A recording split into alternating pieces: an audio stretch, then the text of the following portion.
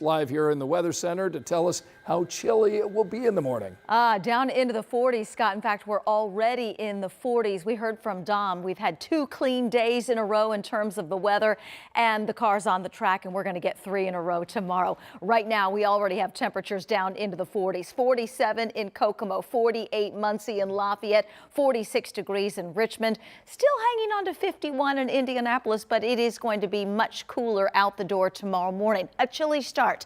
The good news, nothing weather-wise to slow us down.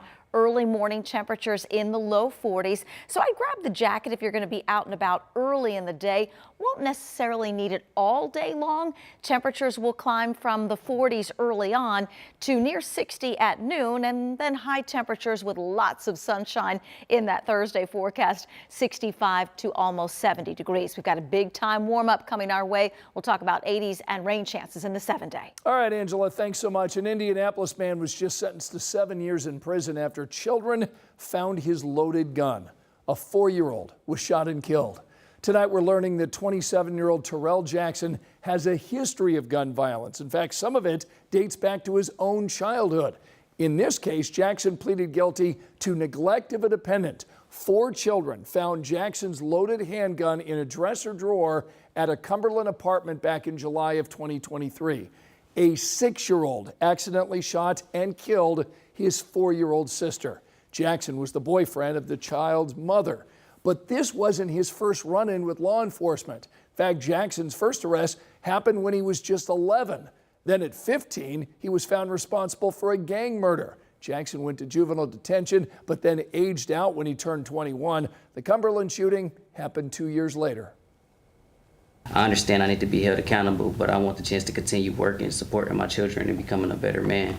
I just ask that you take it lightly on me, Your Honor, and see me as a person who just made a mistake and not what I'm being labeled as. It's not something that we can just look at a death and say, let's forget that. We can go on. It's tragic. I'll learn from it. I'm going to be remorseful for the rest of my life. That's all true. There has to be a significant punishment element to that before this will stop.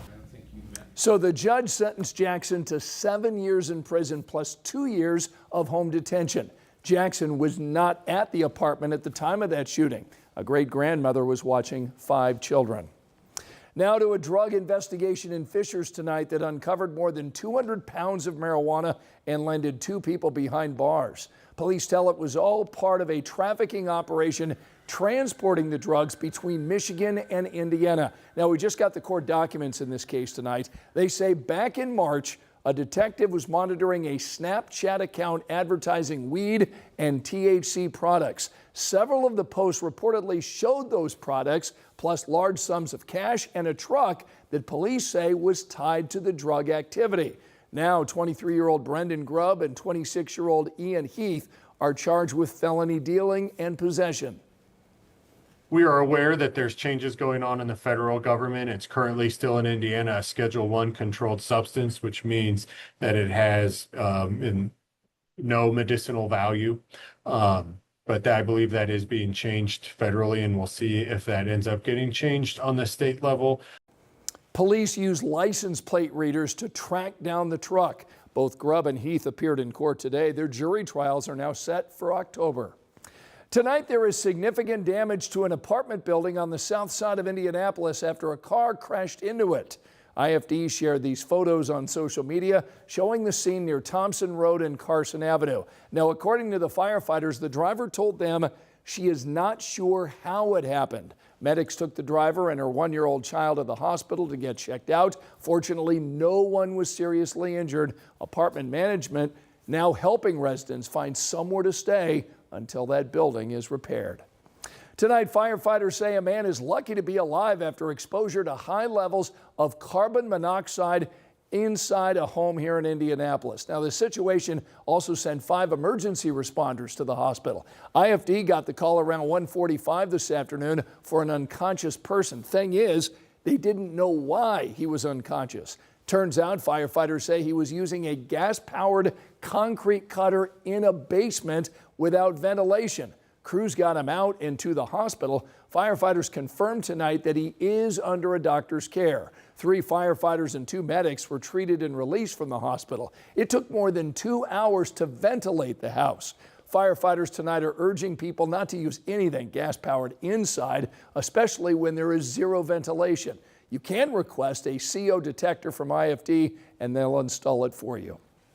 We're getting new clarity tonight on staffing cuts at Hamilton Southeastern schools. Tonight at 11, district leaders are now laying out plans not just to reduce jobs, but to rethink strategies. Our Alex Almanza was at tonight's board meeting where parents and the teachers union urged them to find a different solution. Alex?